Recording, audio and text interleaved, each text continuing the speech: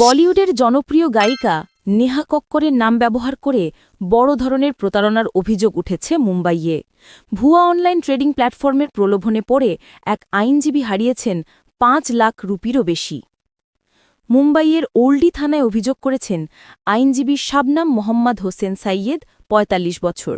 পুলিশের বরাতে জানা যায়, চলতি বছরের জুন মাসে সামাজিক মাধ্যমে একটি তথাকথিত আন্তর্জাতিক ট্রেডিং প্ল্যাটফর্মের বিজ্ঞাপন দেখেন তিনি। বিজ্ঞাপনে নেহা কক্করকে ব্র্যান্ড অ্যাম্বাসাডর হিসেবে দেখানো হয় এবং প্ল্যাটফর্মটিকে নির্ভরযোগ্য বিনিয়োগ মাধ্যম হিসেবে প্রচার করা হয়। ওই ভিডিও দেখে বিশ্বাস করেন শবনাম। পরে তিনি প্ল্যাটফর্মটির প্রতিনিধিদের সঙ্গে টেলিগ্রাম, জুম ও ইমেলের মাধ্যমে যোগাযোগ করেন। বিজয় ও জিমি ডিসুজা নামে ২ ব্যক্তি তাকে বিনিয়োগের পরামর্শ দেন এবং মোটা অঙ্কের মুনাফার প্রতিশ্রুতি দেন। জুন থেকে অক্টোবরের মধ্যে শাবনাম ধাপে ধাপে ৫ লাখ টাকার বেশি অর্থ পাঠান বিভিন্ন অ্যাকাউন্টে।